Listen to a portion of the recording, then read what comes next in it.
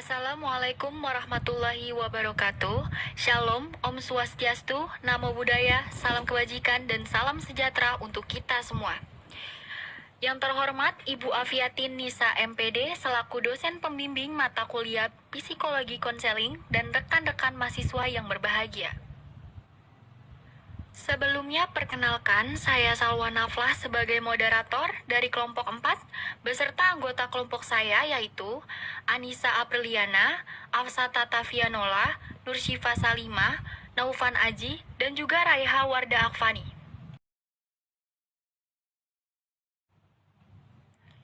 Dan materi yang akan kami bahas pada pertemuan kali ini yaitu pendekatan-pendekatan dalam konseling. Baik, pendekatan-pendekatan dalam konseling ada 3. Yang pertama, directive counseling, yang kedua, non-directive counseling, dan yang ketiga, elective counseling. Selanjutnya, directive counseling akan dijelaskan oleh Anissa Apriliana. Anissa Apriliana, dipersilahkan.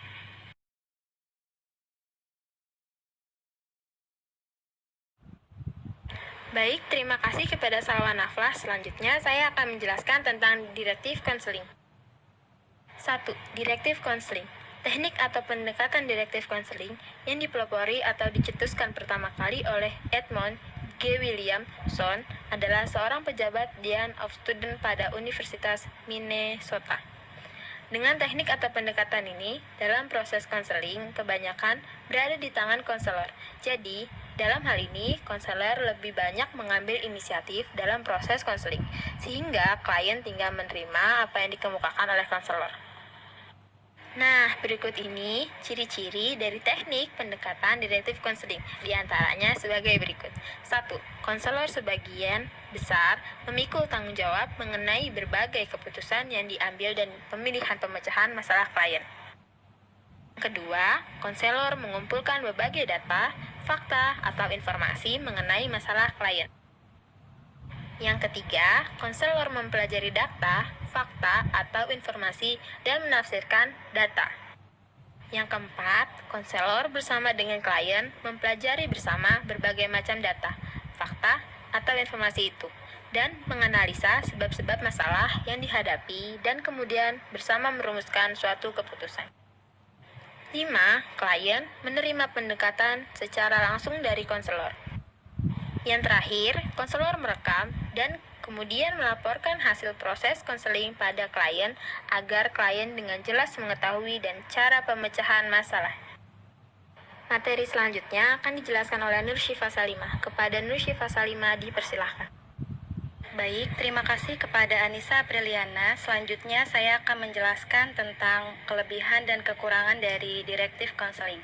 Yang pertama, saya akan menjelaskan tentang kelebihan directive counseling, yaitu diantaranya yang pertama, waktu yang dibutuhkan lebih singkat. Yang kedua, data yang didapatkan lebih lengkap karena menggunakan teknik pengumpulan data yang memadai. Yang ketiga, solusi yang diberikan konselor dapat digunakan sebagai dasar pemikiran klien dalam pemecahan masalahnya. Dan yang terakhir, cocok digunakan untuk klien yang kurang berpendidikan, klien yang tidak mau terbuka, dan anak-anak serta individu dengan masalah-masalah yang tidak terlalu bersifat emosional.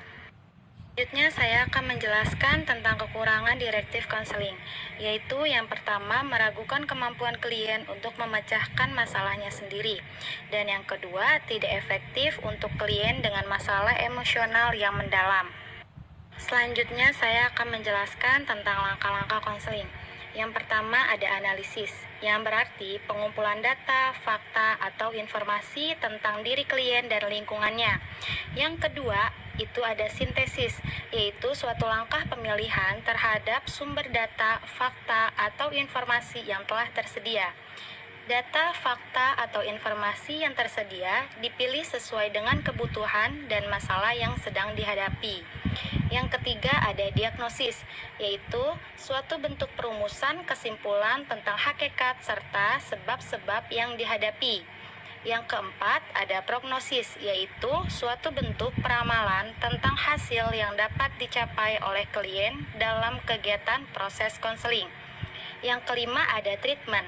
Langkah pemeliharaan ini yang merupakan inti daripada pelaksanaan konseling yang meliputi berbagai usaha, diantaranya menciptakan hubungan yang baik antara konselor dengan klien. Dan yang terakhir, yang keenam, ada follow up.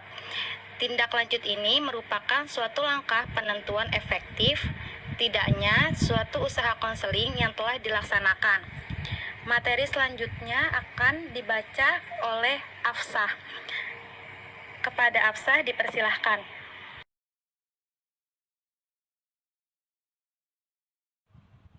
Baik, terima kasih kepada Nur Syifa Salimah.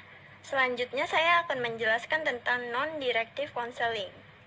Teknik atau pendekatan non-directive counseling sering pula disebut client-centered counseling, yang memberikan suatu gambaran bahwa proses counseling yang menjadi pusatnya adalah klien, bukan konselor.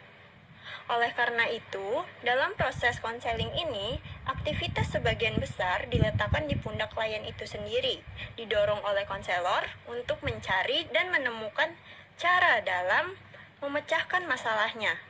Teknik ini pertama kali dikembangkan oleh Carl Roger, guru besar dalam psikologi dan psikoatri pada Universitas Wisconsin.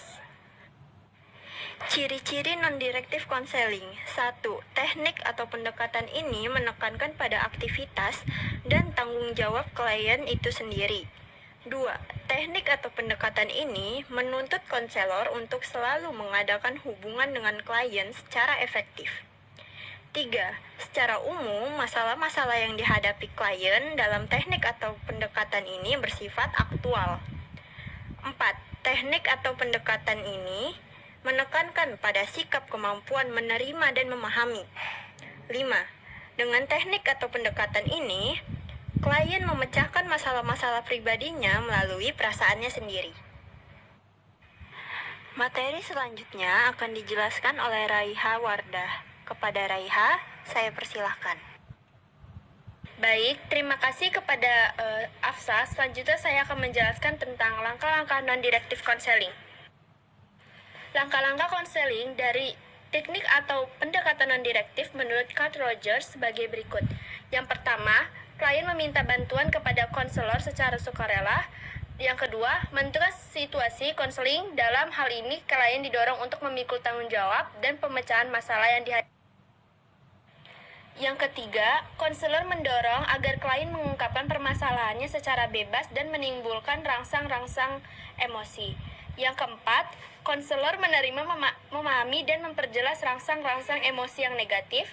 Yang kelima, menimbulkan rangsang emosi yang negatif diliputi bermacam-macam simbol positif.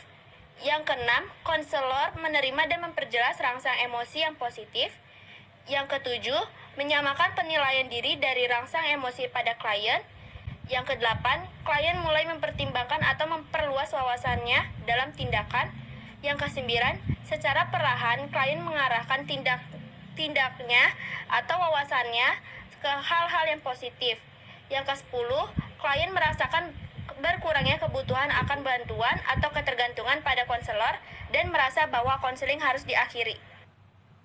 Selanjutnya ada kelebihan non-direktif. Kelebihan non-direktif terbagi menjadi dua. Yang pertama, klien mampu merefleksikan dirinya baik perasaan maupun pikirannya dalam bentuk verbal, sehingga konselor mampu menangkap emosi yang dimunculkan. Yang kedua, klien dapat merefleksikan kembali ke klien dengan bahasa dan tindakan yang sesuai. Selanjutnya, kekurangan non-direktif. Yang pertama, membutuhkan waktu yang lebih banyak. Yang kedua, klien sulit menceritakan masalah yang dihadapinya. Yang ketiga, menuntut klien untuk bersikap dewasa dalam menentukan pemecahan masalah yang dihadapi. Yang keempat, klien sulit memahami masalah yang dihadapinya. Materi selanjutnya akan dijelaskan oleh Naufan Aji. Kepada Naufan Aji dipersilahkan.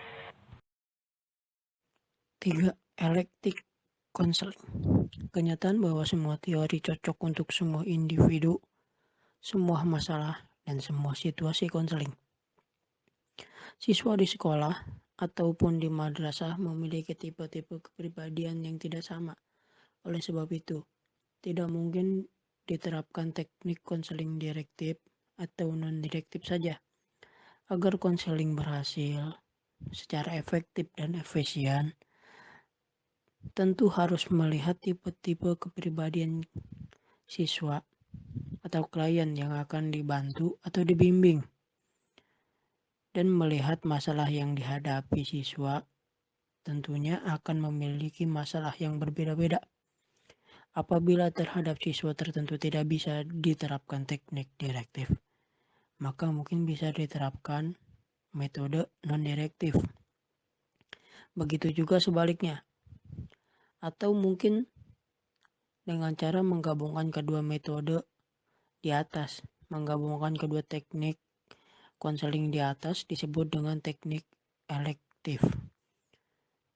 Penerapan teknik dalam konseling adalah dalam keadaan tertentu, konselor menasihati dan mengarahkan konseli atau siswa sesuai dengan masalahnya dengan cara membuat analisis, planning, dan memberikan nasihat atau dorongan semangat secara rasional. Dan dalam keadaan yang lain juga, konselor memberikan kebebasan kepada konseli atau siswa yang lebih memiliki kemandirian dalam menyelesaikan masalah. Sehingga di sini peran konselor sebagai pengontrol dan pemberi stimulus klien atau siswa sendiri yang mengaturnya. Teori elektik untuk pertama kalinya diperkenalkan oleh F.C. Turner pada tahun 1940. Ketika itu, Turner menyumbangkan pemikirannya dengan menyelidiki semua metode konseling dan mengevaluasinya. Teori elektif terus mengalami kemajuan bahkan setelah Turner meninggal dunia pada tahun 1978. Kemajuan elektif terlihat jelas ketika pada tahun 1970 lebih dari 50% anggota APA menggunakan teori elektif untuk menangani permasalahan klien. Di Indonesia sendiri, teori elektif menjadi pilihan utama yang diterapkan oleh konselor untuk membantu klien menangani masalah. Elektif memandang kepribadian manusia sebagai bagian yang terintegrasi, bersifat psikologis, mengalami perubahan yang dinamis, aspek perkembangan yang dipengaruhi oleh faktor sosial budaya, individu dipandang sebagai organisme yang mengalami integrasi atau berada dalam perkembangan yang secara terus-menerus. Langkah-langkah konseling. Langkah-langkah yang mempergunakan teknik atau pendekatan elektif tidak dapat dijabarkan dengan jelas karena konseling dari aliran ini seperti uraian di atas kadang-kadang melakukan langkah non-direktif secara sempurna dan pada kesempatan lain melakukan langkah-langkah direktif dalam konseling. Dan kadang-kadang pula mempergunakan kedua-duanya secara bersama. Langkah ini selalu disesuaikan dengan sifat masalah klien dan situasi konseling itu sendiri. Dalam menggunakan teknik atau pendekatan ini dituntut fleksibilitas yang tinggi dari konselor untuk menyesuaikan diri dengan klien. Keahlian yang tinggi di samping pengalaman yang banyak dalam pelaksanaan konseling. Kelebihan elektif Apocrat. Yang pertama, menerapkan atau memadukan berbagai pendekatan. Yang kedua, menggunakan variasi dalam prosedur. Yang ketiga, teknik sehingga dapat melayani klien sesuai dengan kebutuhannya dan sesuai dengan ciri khas masalah yang dihadapinya. Yang kedua, kekurangan elektif approach. Klien merasa bingung jika konselor merubah strategi konseling sewaktu-waktu sesuai dengan kebutuhan saat konseling. Yang kedua, konseling dituntut untuk menguasai semua pendekatan sehingga mengerti kapan harus menerapkan pendekatan tersebut. Terima kasih kepada Naufan Aji. Selanjutnya saya akan menjelaskan tentang langkah-langkah elektif konseling. Baik, langkah-langkah dalam elective counseling, langkah-langkah yang mempergunakan teknik atau pendekatan elektik tidak dapat dijabarkan dengan jelas, karena konseling dari aliran ini seperti diuraian di atas. Kadang-kadang melakukan langkah non-direktif secara sempurna, dan pada kesempatan lain melakukan langkah-langkah direktif dalam konseling, dan kadang-kadang pula mempergunakan keduanya secara bersama-sama. Langkah ini selalu disesuaikan dengan sifat masalah klien dan juga situasi konseling itu sendiri. Dalam menggunakan teknik atau pendekatan ini, dituntut fleksibilitas yang tinggi dari konselor untuk menyesuaikan diri dengan klien masing-masing, keahlian yang tinggi di samping pengalaman yang banyak dalam pelaksanaan konseling. Selanjutnya, kelebihan elective counseling. Kelebihan elective counseling itu ada 3. Yang pertama, menerapkan atau memadukan berbagai pendekatan. Yang kedua, menggunakan variasi dalam prosedur. Dan yang ketiga, teknik, sehingga dapat melayani klien sesuai dengan kebutuhan dan juga sesuai dengan ciri khas masalah yang dihadapinya. Dan kekurangan elective counseling itu ada 2. Yang pertama, klien merasa bingung jika konselor merubah strategi konseling sewaktu-waktu sesuai dengan kebutuhan saat konseling. Dan yang kedua, konselor dituntut untuk menguasai semua pendekatan sehingga mengerti kapan harus menerapkan pendekatan-pendekatan tersebut. Tidak terasa kita sudah sampai di penghujung presentasi kali ini. Saya Salwa Nafla selaku moderator mengucapkan terima kasih banyak kepada kelompok saya, yaitu kelompok 4 yang telah mempresentasikan hasil diskusinya. Dengan harapan apa yang kami sampaikan bermanfaat bagi kita semua. Apabila dalam penyampaian terdapat salah kata dan kekurangan, saya selaku moderator meminta maaf yang sebesar-besarnya. Akhir kata, wabillahi taufik wal hidayah. Wassalamualaikum warahmatullahi wabarakatuh.